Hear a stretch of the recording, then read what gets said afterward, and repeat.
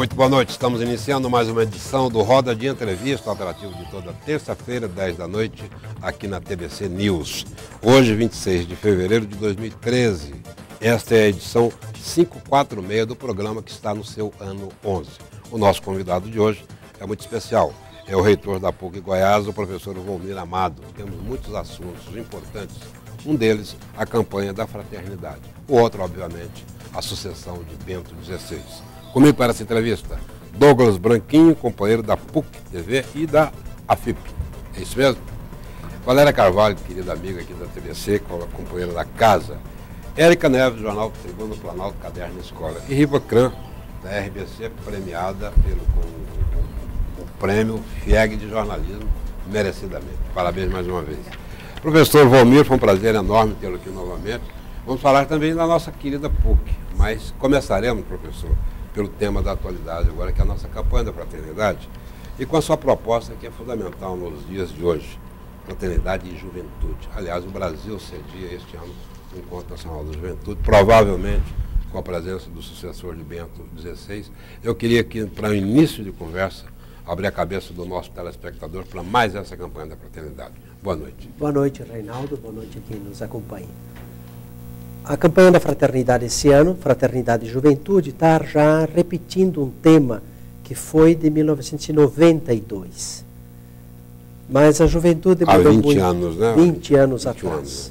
Eu lembro bem na universidade também como professor, o tipo de jovem de 20 anos atrás era outro. Diferente, né? Muito, as novas tecnologias. O que mudou? Foi o jovem ou o mundo que mudou? Ambos mudaram, mudaram muito.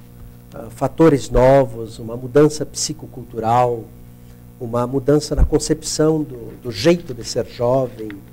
As relações se transformaram enormemente. E o próprio processo da comunicação social. Né? Demais, sobretudo a internet, não é? As redes sociais. A internet revolucionou tudo isso e fez mudar a cabeça das pessoas. Isso faz com que, portanto, haja uma nova impostação, um novo jeito de abordagem sobre o jovem e a juventude. Mas a juventude de hoje, o senhor que é um educador exímio também, preocupa? Preocupa, sim. Bom, há dois aspectos, sobretudo, da juventude. Um é de protagonismo, muito positivo, muito favorável. Hoje o jovem está na liderança em muitas coisas. Claro que numa realidade nova. Protagonismo ecológico, protagonismo nas redes sociais, há o protagonismo do jovem em grupos folclóricos, culturais, há o protagonismo de jovens, em parte, na política, na atuação social, protagonismo em voluntariados. Depois a gente tem o jovem também estudioso, muito jovem estudando, trabalhador, empenhado, responsável, o jovem mais integrado à família. Então há esse aspecto muito positivo. E também há fatores novos que creio preocupantes como desafios. Destaco dois, sobretudo. Um é a questão das redes sociais, porque aí realmente é a forma com que o jovem se comunica, ele está em casa e não está. Ele está com o mundo. E tudo pode acontecer nas redes sociais. Hoje a gente já alerta, no dia do juramento das formaturas, quando se jura pelo sigilo profissional, a gente alerta o sigilo também nas redes sociais. Antes era assim, não conversa aquilo que for no consultório, ou do seu escritório, ou de sua atividade profissional, com lá seus familiares. Mas agora não, realmente há um jeito de se comunicar, de estabelecer relações muito diferentes. Bom, então quando a campanha da fraternidade propõe, já viu, Valéria, quando propõe fraternidade e juventude, especificamente, objetivamente, sinteticamente, o que quer a campanha? Tem, sobretudo, duas orientações à campanha.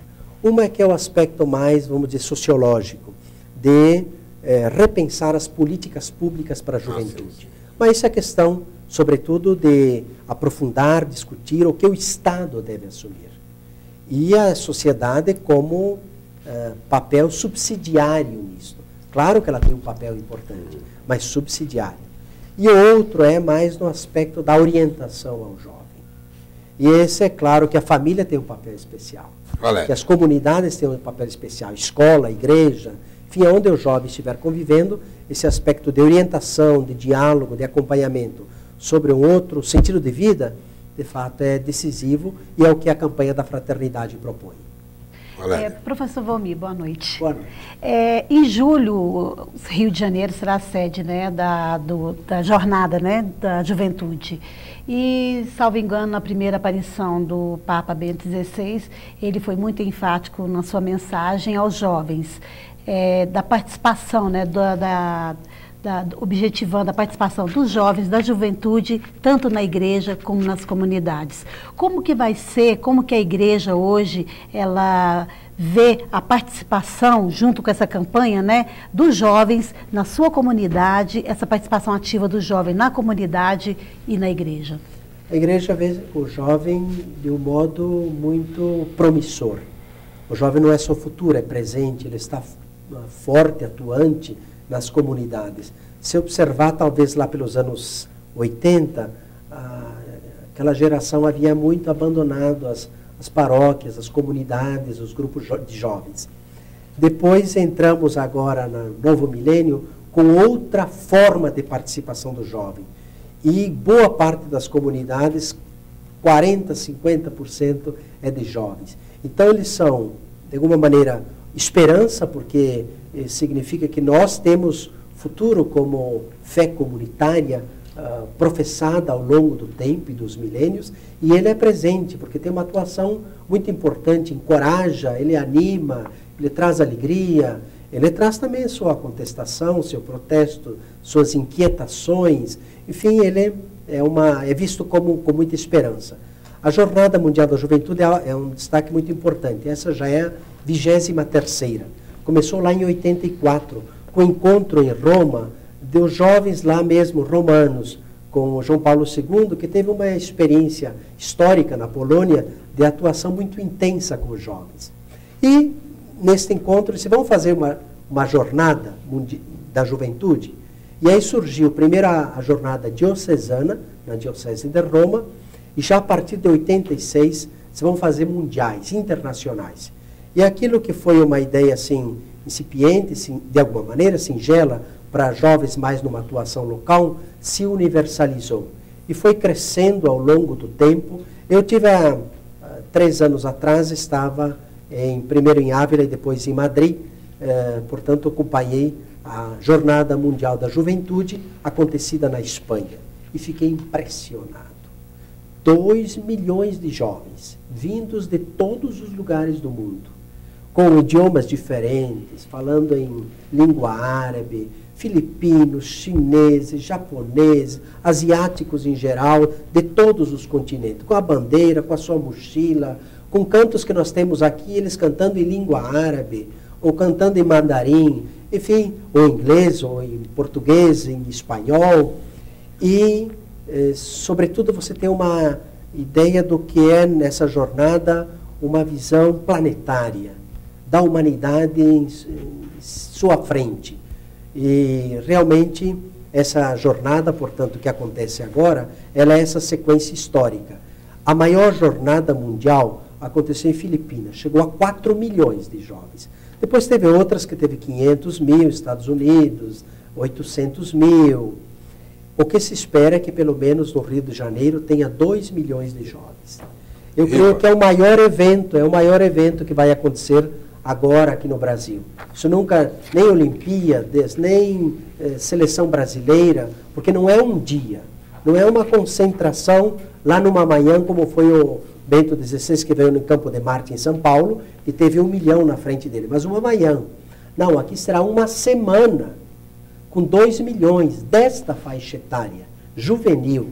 Então não há acontecimento no planeta nesta magnitude. Só terminando, professor Valmir, desculpa, Riva, só para terminar a nossa avaliação, a questão da igreja, essa campanha, o que a igreja espera que a juventude seja ativa, tanto na comunidade, né, que essa campanha da fraternidade, da juventude, na comunidade e na igreja, e o que os jovens podem esperar da igreja nessa campanha?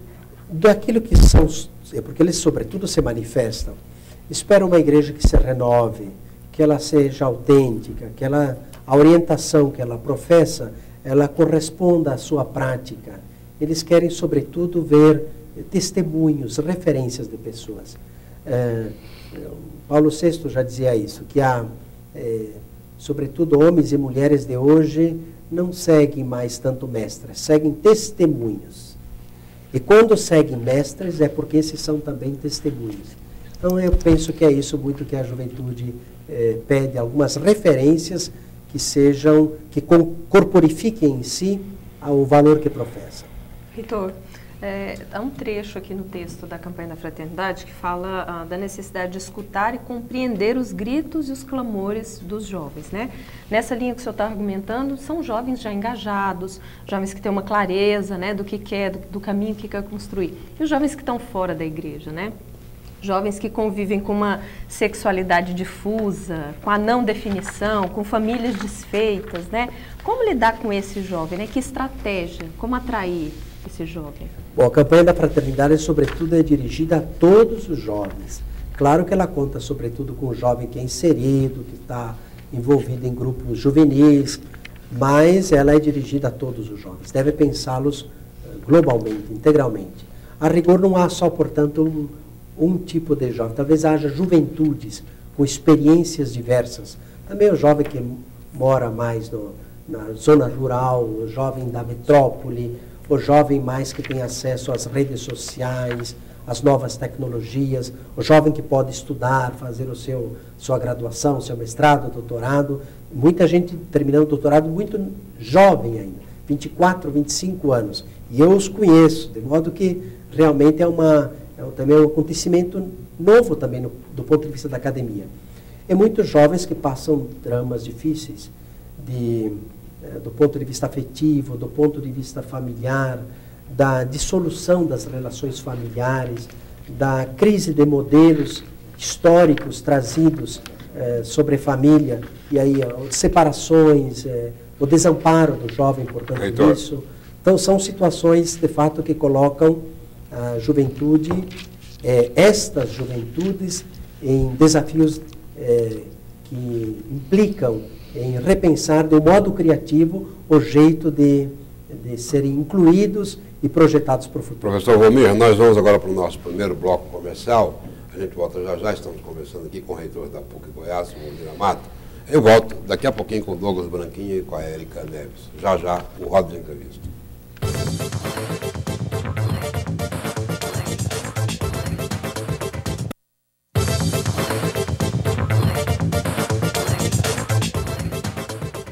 Estamos de volta com Roda de Entrevista, que hoje conversa com o reitor da PUC Goiás, o professor Vomir Amado.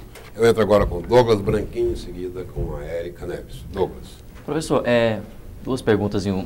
Qual tem sido o diferencial no Estado laico, o diferencial da educação católica, e como a PUC está vivendo esta campanha da fraternidade e como a PUC se prepara para a Jornada Mundial da Juventude? Sobretudo a educação católica no Brasil, no mundo, a nossa instituição também, seja da educação básica, da educação superior, o que primeiro se segue são diretrizes curriculares.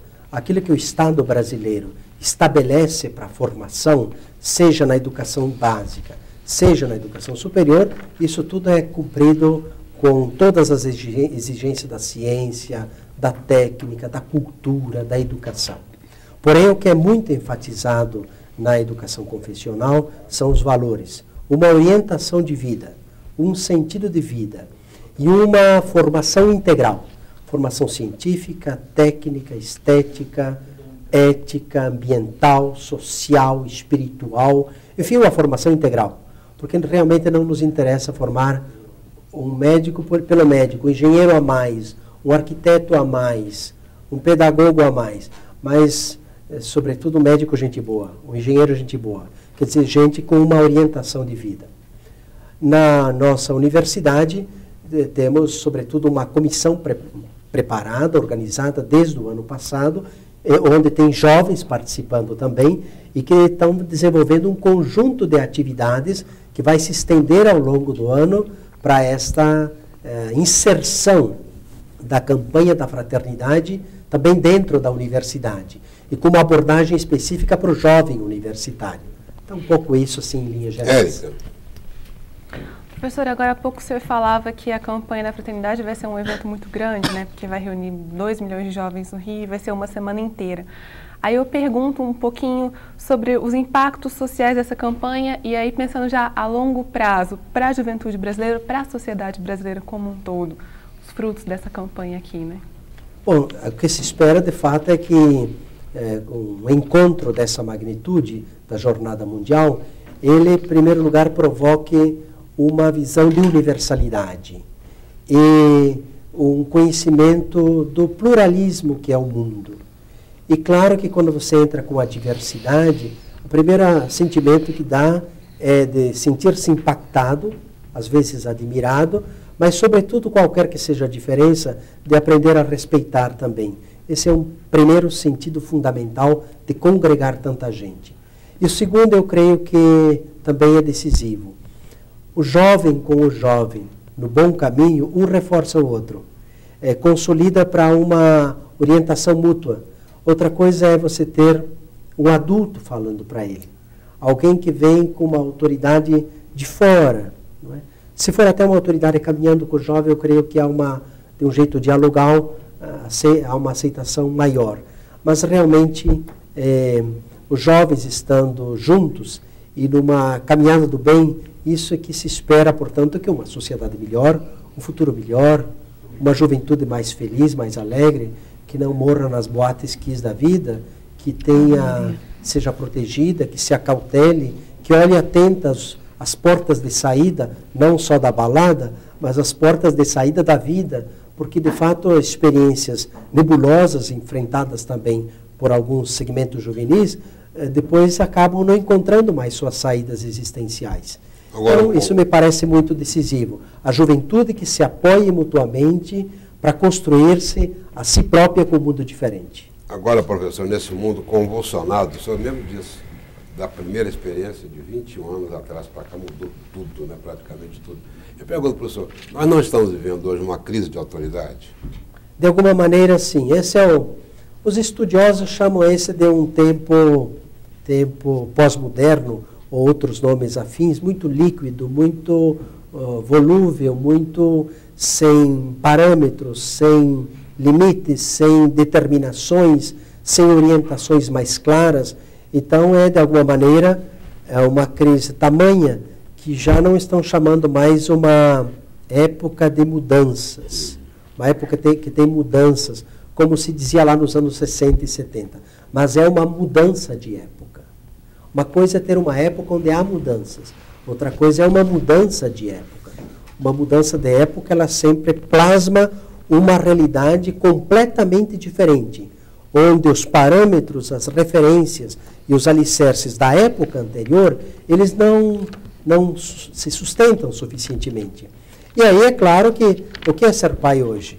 O que é ser um professor hoje? O que é ser um mestre hoje? O que é exercer autoridade hoje? Seja numa liderança social, política, econômica, educacional, nos meios de comunicação. O que é, de fato, o exercício da autoridade? Numa mudança de época, sob novos parâmetros, é algo a ser construído. Então, esse é um pouco um desafio que se experimenta. E junto disso aí, que a gente vê a autoridade realmente passando por um momento crítico, nós temos um fenômeno, realmente um fenômeno, que é a reação de certas famílias com relação à escola. Está preferindo tirar o menino da escola, educá-lo em casa. Quer dizer, afronta a própria legislação do país. Quer dizer, como é que nós vamos controlar isso? Eu sei que é um movimento pequeno ainda, mas já é um início. Eu não acho que é um bom caminho esse, porque realmente há um instante que os pais, dada a informação básica, além dos valores de berço, que tem que ser acompanhados a vida inteira, mas realmente um dos pontos fortes é também que a educação não é só informação, é socialização. Sim. Acho que você só conviver com seu irmão de sangue e com seu pai e sua mãe, não confrontar com o negro, com o branco, com o pobre. A gente tem que entender que é uma extensão do claro. Lar, não é isso? A escola, de alguma maneira, é uma mediação para se conviver em sociedade. A boa convivência na escola suscita e prepara para a boa convivência na sociedade. Quem não passa pelos caminhos da escola sente dificuldade até com o lixo que tem na mão, se na escola não for orientado. Desde a educação para a vida urbana e para a urbanidade, portanto, até os comportamentos mais básicos, que é o que a escola de fato ajuda. Então, não vejo que realmente, não que se abdique o papel da família como educadora. A Constituição brasileira diz que a educação é responsabilidade da família e do Estado. Agora, não vamos reduzir nem a um nem a outro, que eu acho que não é a melhor solução. Nós vamos para uma chamadinha de um comercial aqui, enquanto a gente faz um pequeno reparo no seu microfone, que está precisando de um socorrinho aí. A gente volta já já com roda de entrevista, que conversa hoje com o reitor da PUC Goiás, o professor Volmir Amado.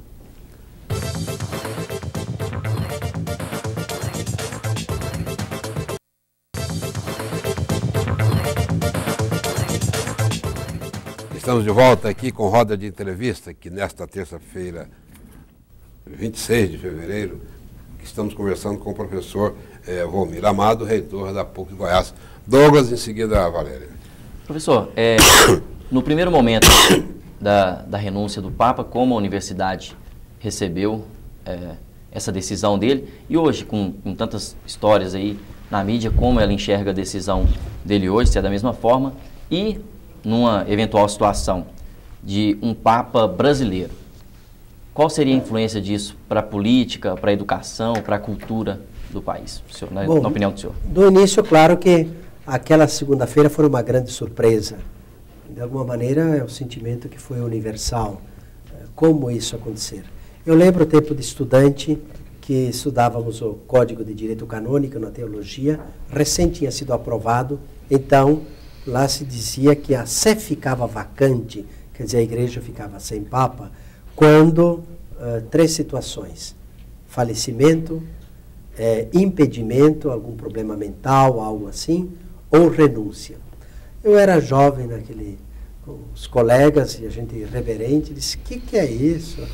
Papa renunciar, né? Papa renunciar, tá? Isso é só para constar, professora, só para constar. Isso é para política, né? Isso, porque lá para a Idade Média para trás, isso aconteceu. Mas eis que em vida eu estou vendo isso também. Então, esse foi a minha primeira lembrança quando teve isto. Mas é claro que depois, eu creio que para compreender a renúncia, tem que ir não tanto ao que tantos dizem por interpretações, mas ao texto mesmo, ao documento que o Papa coloca como documento de renúncia. E coloca duas razões básicas. Uma é as suas forças físicas e espirituais ou mentais interiores para continuar esse ministério, esse serviço. E a segunda e um mundo em rápidas mudanças. Eu creio que aí realmente é um Papa moderno desse ponto de vista. Agora, antes que a Valéria entre com a pergunta dela, eu só quero entrar num ponto que está sendo muito discutido agora. Em função desse problema com o Bento XVI, a questão da saúde dele, debilitado, ele já está com 87 anos, estaria pressionando o Colégio de Cardeais a elegerem, esse colégio eleger um Papa mais jovem. Isso procede? Talvez proceda. Há muitos estudos publicados sobre alternâncias. Porque o João Paulo II, ele se elegeu Papa com 58 anos. 58. E de alguma maneira era porque o antecessor imediato, João Paulo I, teve problemas de saúde, coração. Só de papado, né? 30 e poucos dias de papado, é claro que eles iam ficar atentos a alguém que tivesse muita saúde. Naquela época, o cardeal Wojtyła... E também, só interrompendo o senhor, o anterior a João Paulo I, que foi o João XXIII, era muito idoso. Idoso também, 77 anos. Agora, o Wojtyła, depois de João Paulo II, um dos papáveis na época era Dom Aloysio Loscheider, que era brasileiro. Sim, sim. Só que ele tinha problema no coração. E teve problema, inclusive, durante o conclave. E ele, nas atas de eleição, e depois declarado, verbalizado também pelo cardeal Wojtyła, então, votei em você. Ah, sim. De fato, pode acontecer de olhar critérios de idade, sim. Pegar um mais jovem. Podem. Acho que, portanto, a possibilidade claro, nós temos pelo menos 2 brasileiros que estão aí numa faixa de 60 e poucos anos, Um deles é Dom Odilo, arcebispo de São Paulo, e outro é o Dom João Avis, de Brasília. que esteve em Brasília. Eu estive lá quando ele recebeu o título de cardeal, naquela celebração, e que são dois homens muito preparados, inteligentes, com visão mundial, domínio de vários idiomas, enfim, gente que realmente... Que influência isso poderia trazer para o país? Não só para o país, eu creio que para o continente todo, porque nós não tivemos nenhum Papa ao longo de 2000 anos que tenha vindo do que eles chamaram de Novo Mundo, para eles ao menos, não é? Tivemos papas da Ásia, da África, da Europa, evidentemente. Do Oriente Médio. Os italianos nem se fala, do Oriente Médio, mas nunca um de nosso continente. Então, que seja um que é candidato forte, um canadense, seja o da Argentina, seja... Acharia muito bom que fosse, de alguma maneira, uma experiência de evangelização tida historicamente e que mostra que o cristianismo aqui, ele se enraizou, ele se incorporou às culturas e ele preparou lideranças também. É um pouco a esperança também de todos nós. Reitor, a renúncia, né, do Papa, né, Bento XVI, ela abriu assim discussões, né, sobre o futuro político da instituição do Vaticano. O senhor acredita que existe hoje uma crise na instituição? Eu penso que nem tanto. Eu creio que se há crise, a igreja não é imune ao seu tempo nunca. Se há uma crise no mundo, claro que ecoa, repercute também na igreja. Porque você tem as gerações do tempo de hoje, que são as gerações também de homens e mulheres que estão também nas comunidades, na igreja. Então, se houver uma crise do mundo, a igreja experimenta. E, claro que as coisas todas ecoam, sobretudo nesses lugares, sobretudo em Roma, mas também em qualquer comunidade que você está os problemas do bairro que ecoam todos naquela comunidade. Portanto, eu não veria assim como uma crise estrutural. Eu vejo como desafios grandes de uma chamada de renovação. Agora, não pensemos assim, com o termo renovação, que seja abdicar de princípios. Defesa da vida, os princípios do Evangelho, isso realmente a centralidade de Jesus e da Santíssima Trindade, os dogmas já definidos desde os princípios do cristianismo, isso sim, isso não muda, nem pode mudar. Porém, o jeito, as relações, a linguagem, os métodos... Seria um momento de repensar o catolicismo. Isso é tempo de repensar. Aliás, o conclave tem um momento que o antecede, que é de avaliação rigorosa, em que se trazem os problemas vividos pela igreja, internos ou dela, em sua missionaridade, em seu sentido evangelizador, em sua impostação básica, em sua missão de serviço, em seus erros cometidos por alguns de seus filhos. Aí vai.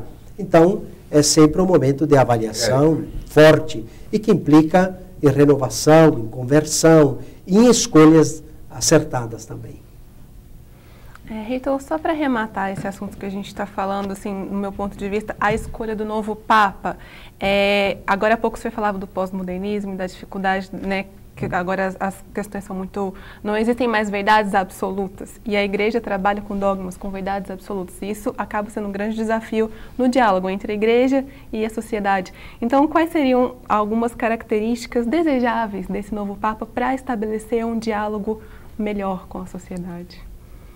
Eu penso que um Papa com capacidade de diálogo, com visão ecumênica, não é que os outros não tiveram, mas é o que se precisa muito, né? Capacidade de diálogo, visão ecumênica, valorização da colegialidade, atenção redobrada para com a juventude e as novas gerações, corrigir com firmeza alguns problemas internos que existem na igreja, firmar com determinação a doutrina, mas continuar incentivando a sua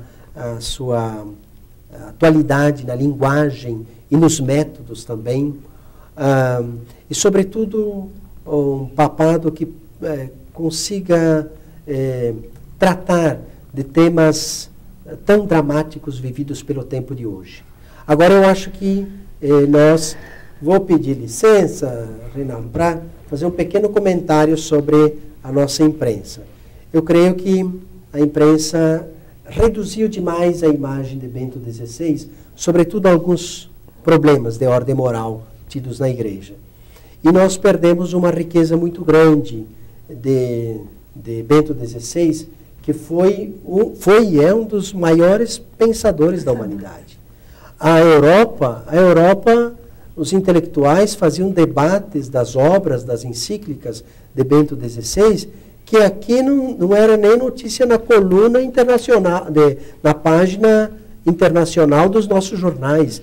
Os leitores não conhecem. O Bento XVI tratou, por exemplo, a primeira encíclica sobre toda a questão da afetividade, do afeto, do amor, desses dilemas todos, na encíclica chamada Deus Caritas Est, Deus é amor.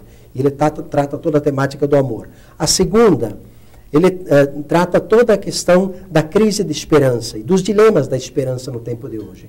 Numa encíclica chamada Spe Salvi, a esperança que salva. A terceira, todos os dilemas da economia, essa crise terrível vivida, sobretudo na Europa, Estados Unidos, e aqui a inflação chegando, e os problemas todos que tem fundo moral, tem fundo ético aí. Na encíclica Veritas in Caritas in Veritate, a caridade na verdade, que é um enfoque econômico. Economistas do mundo pegaram essa encíclica para debater. E depois os dilemas da fé, uma humanidade que vive crises de fé. Porta Fide, a porta da fé. 4 grandes documentos. Eu duvido que aqui em Goiânia, em Goiás, alguém tenha lido nas páginas dos jornais. Quando a gente viu uma desproporção tão grande, aqui teve grandes escândalos ano passado, retrasado. E, claro que se precisava dedicar páginas, às vezes inteiras, para isso. Mas acho que outras páginas, saber que cor de tinta pintou o cabelo, com quem está casando, que roupa está usando, ou a balada em que foi, eu acho que é demais para um personagem, sobretudo que não tenha dado bom exemplo. E o outro, homem que está pensando questões da humanidade, textos bem produzidos, a Europa, o mundo todo discutindo, aprofundando aquilo, e nós tivemos essa lacuna grande. Então, talvez aqui na região e no país, quem sabe, nós vamos descobrir Bento XVI lá na frente.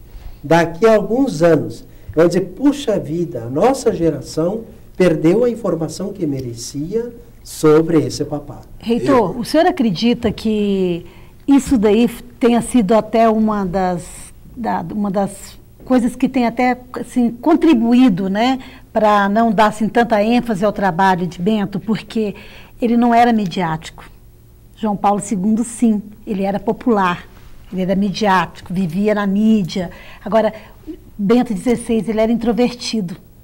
Tanto é que ele falou que o local que ele gostaria de ficar, onde seria? Uma biblioteca, que era o mundo que ele queria ficar, que ele era um conhecedor, a sabedoria, né? Ele gostava muito de ler e tal. Você acha que isso foi uma das coisas que contribuiu para esse Estado, como ficou agora a questão da instituição? O Bento XVI, de fato, teve uma experiência que nós professores também temos.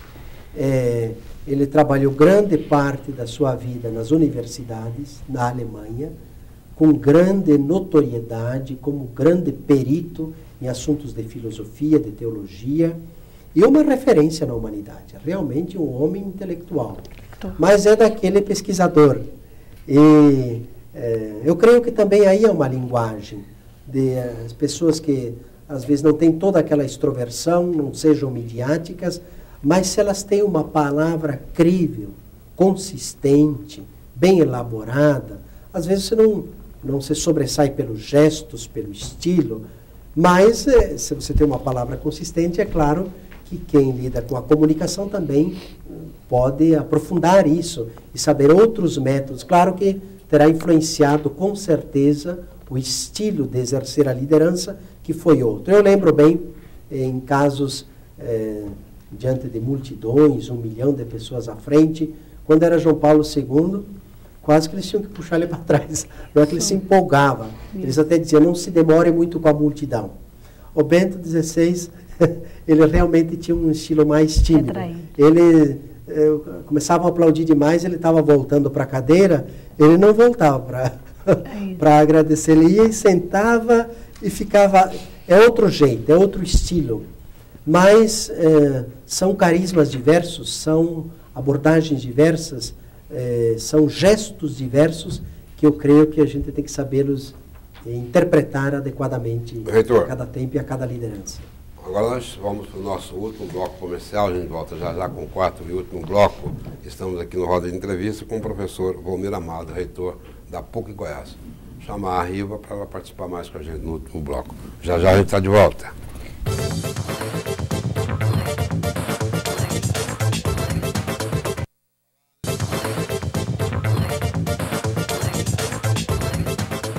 Bom, nós chegamos agora ao quarto e último bloco do Roda de Entrevista desta terça-feira, 26 de fevereiro de 2013, edição 546 do programa no seu ano 11.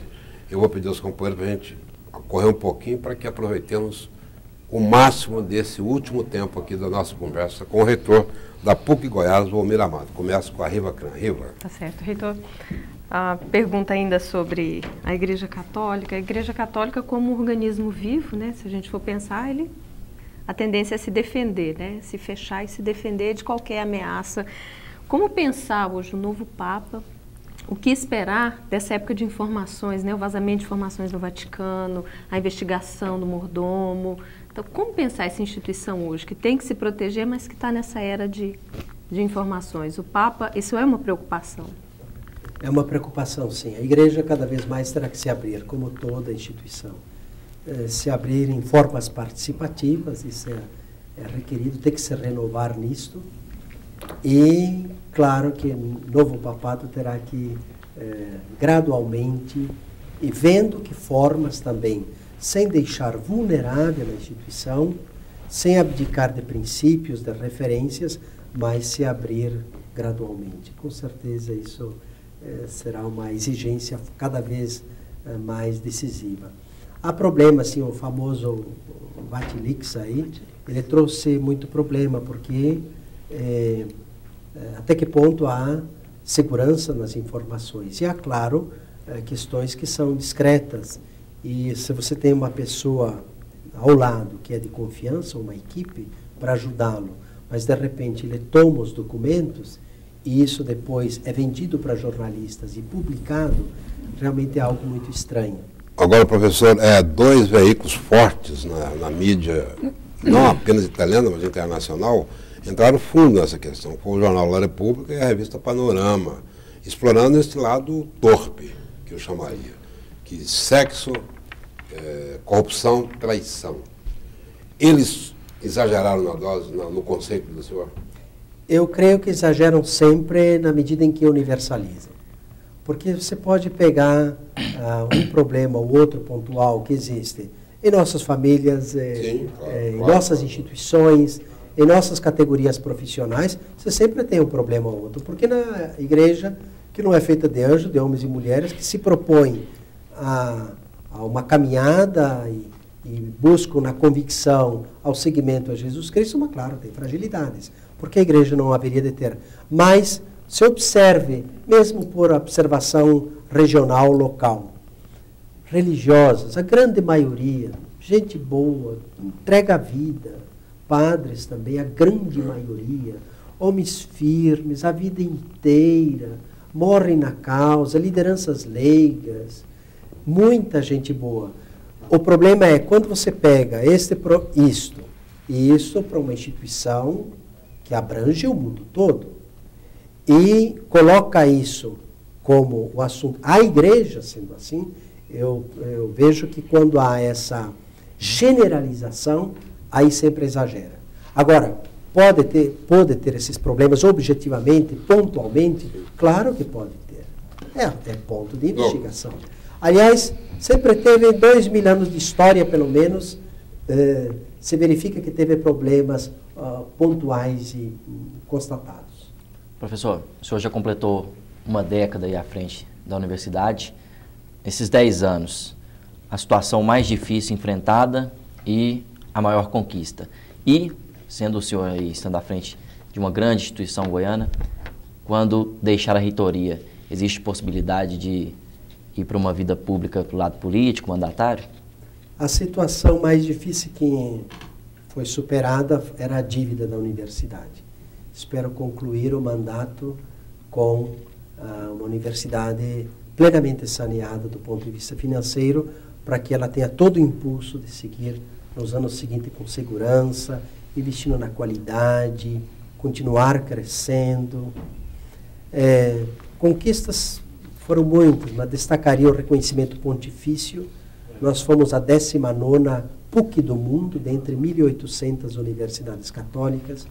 O campus todo, o campus 5, onde tem 7.000 alunos hoje do direito, emissora de televisão, convênio com a Santa Casa de Misericórdia, criação do curso de medicina, e aí vai, 3 novos doutorados, 12 mestrados, diversos cursos novos de graduação, Semana de Cultura e Cidadania com mais de 300.000 atendimentos em cada evento. Tem muita coisa boa que foi feita. Agora estamos construindo um centro de convenções. Vai ser o maior aqui do estado. Só auditório, 2.500 lugares. Para auditório e teatro. E o centro com 3 andares. No campus 2, rodeado do Memorial do Cerrado, do Complexo Poliesportivo. Então, realmente... Esse é um papel da universidade também, interagir com a sociedade efetivamente, inclusive no campo da cidadania, igual o senhor mencionou aí. Sobretudo da Esse cidadania. é um papel da universidade. Determinante da universidade. A universidade tem ensino, tem pesquisa, mas tem também extensão, é constitucional. É o tripé do que é para ser uma universidade. E extensão se entende como, num jeito mais rápido, como ação comunitária, como compromisso social, como solidariedade. Então, tudo que abrange problemas sociais, a universidade deve estar rente. Ao menos como papel subsidiário. Em que ponto o senhor coloca a PUC Goiás no campo da pesquisa, que é o grande desafio das universidades? Pesquisa, a universidade avançou bastante. Nós também tivemos aqui em Goiás a criação da Fundação de Amparo à Pesquisa. Claro que não é a FAPESP, criada há 30, 40 anos, mas que já tem recursos, é um caminho. A universidade cresceu muito nisso. Os mestrados e doutorados também, portanto, a formação stricto sensu, ela induz para a pesquisa. A gente vê também, no passado, tinha os alunos da graduação, procuravam, por causa de uma bolsa de iniciação científica, a pesquisa. Hoje não, eles vêm voluntariamente, querem pesquisar. Então, realmente, a universidade tem muito que caminhar ainda. A nossa região centro-oeste só está atrás do norte. Todas as outras regiões do país, o Brasil não é igual. Não é? Há uma desigualdade regional muito grande. Mas são bons passos feitos nesse ano. E não há um caminho, professor, de um intercâmbio da PUC Goiás com outras PUCs? Sim, estamos procurando fazer esse intercâmbio com outras PUCs, com outras universidades católicas. Acabei de assinar ainda este ano, com uma Universidade Católica do Líbano. Agora vamos receber 22 embaixadores que vêm para Goiás e passaram na universidade. Portanto, os países de língua árabe também queremos intensificar, além dessa Universidade Católica do Líbano, os intercâmbios. Temos o programa Sem Fronteiras com alunos. Temos uma meta nos próximos 7 anos de chegar a 400 alunos em intercâmbio internacional. Agora está numa média de uns 80 por ano. Então, realmente, a Universidade de Taiwan também fizemos assinatura de convênio internacional. E estamos num esforço, de fato, de internacionalização. Porque esse é o caminho. A gente era meio, não vou dizer provinciano, mas era muito localista, regionalista. Acho que agora tem que globalizar também a nossa ação educativa. Valéria. Professor Valmir, como que vai ser a participação da PUC, né, da Católica, na campanha da fraternidade e como já estão os trabalhos para a Semana da Cidadania? Da campanha da fraternidade, como eu disse, tem já um conjunto de ações que vão sendo previstas. Agora mesmo tem um ícone de Nossa Senhora, sede da sabedoria. Sede porque Jesus que é sabedoria, não é? Em que ela o gerou e o acolheu. Foi a primeira, portanto, cristã a acolher não só em seu corpo, mas em seu sim, Essa é, portanto, a primeira cristã. E a chamamos de sabedoria. Mas, sobretudo, ela percorreu vários países do mundo. Da África, da Ásia, da Europa, agora chegou no Brasil. Eu fui buscar na Católica de Brasília na sexta-feira. Ela está percorrendo em todas as áreas da universidade. Amanhã estará numa celebração também na UFG, com jovens. E isso daí é como que uma peregrinação também para sensibilizar para o senso da sabedoria, sensibilizar para o evento da Jornada Mundial e da campanha da Fraternidade. Mas junto disso ainda vem um conjunto de outras ações pela frente. E a Semana da Cidadania? Semana da Cidadania, esse ano nós vamos fazer assim. Vamos fazer estamos chamando de Jornada de Cidadania. Olha. Não é só a mudança de nome, estaremos integrando 3 grandes eventos. A Semana de Cultura e Cidadania, que acontecia em maio. Segundo, a Semana do Folclore, que acontecia, a de Cidadania dava 60 mil pessoas. A Semana do Folclore, 30 mil pessoas, em agosto. E a Feira da Solidariedade, promovida pela Arquidiocese, em dezembro, que dava entre 15 e 20 mil pessoas. Então, nós vamos juntar tudo isso na Jornada de Cidadania.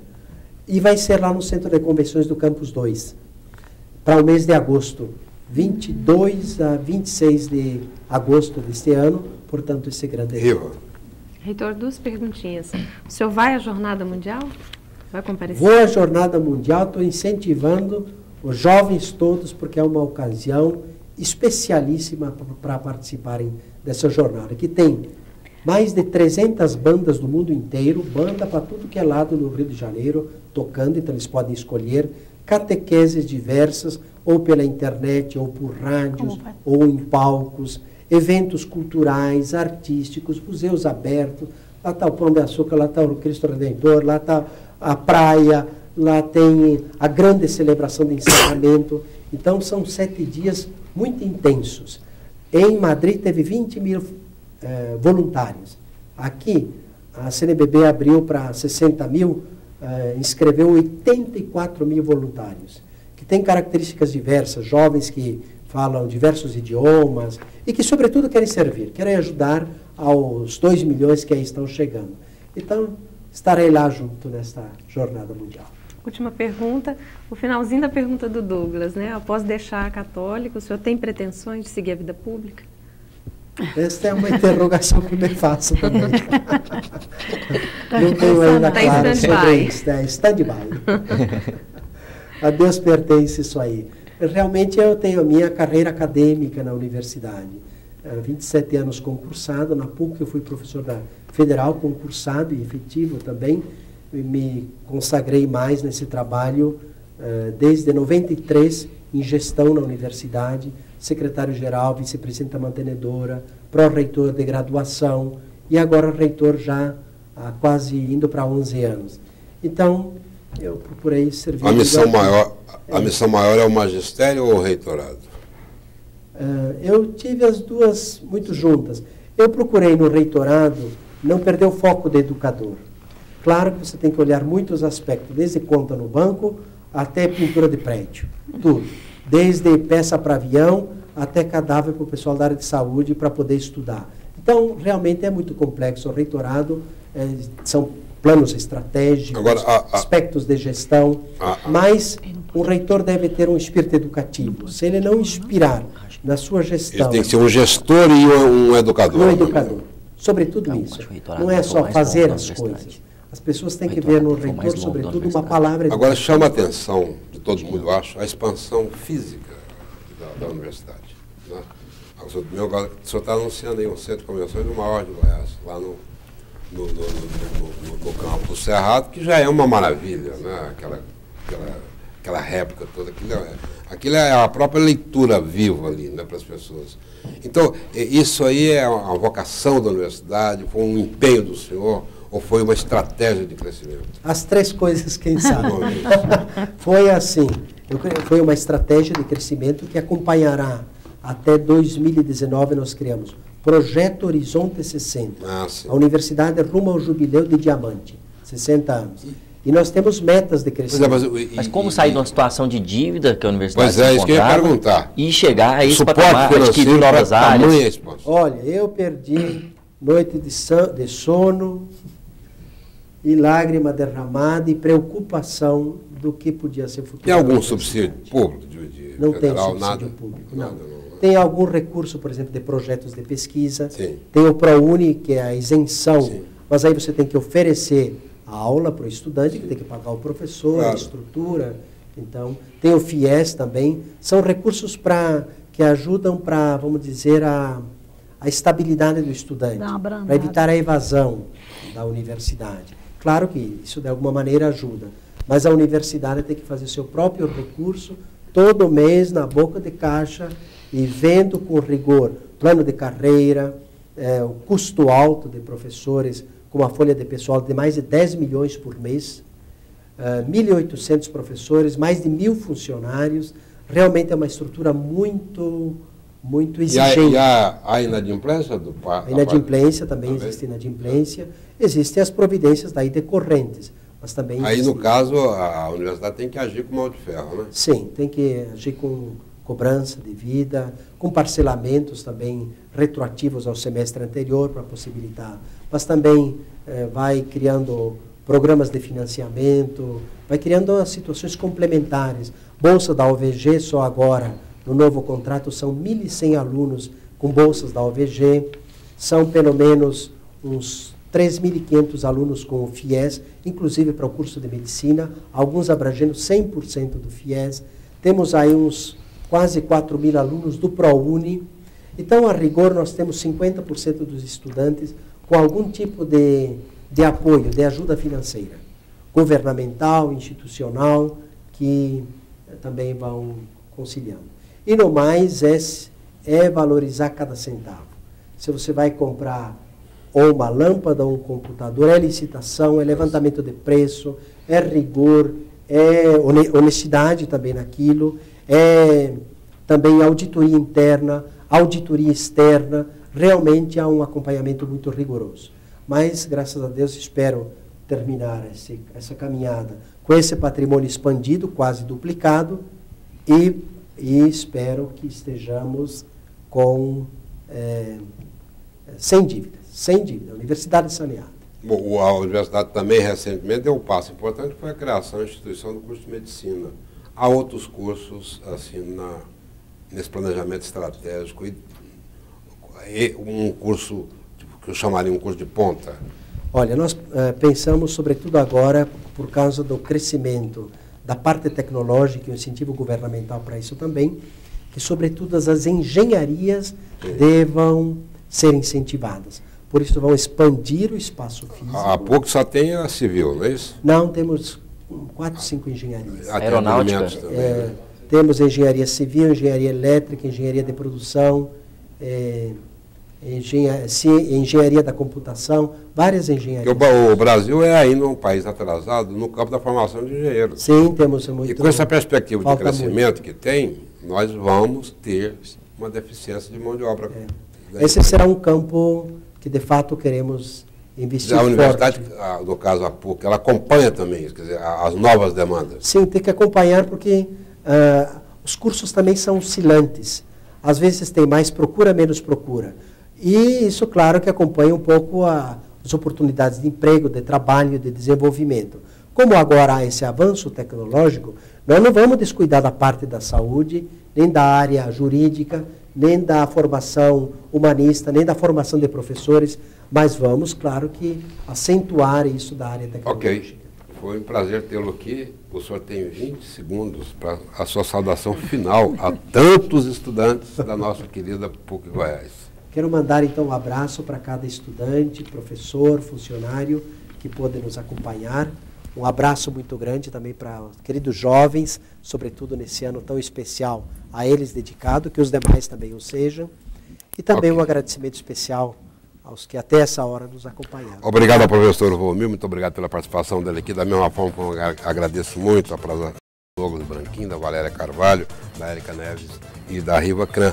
Este programa tem produção e coordenação a cargo de Ana Lúcia Pereira e Norma Leite. Obrigado pela audiência qualificada de sempre e até a semana que vem.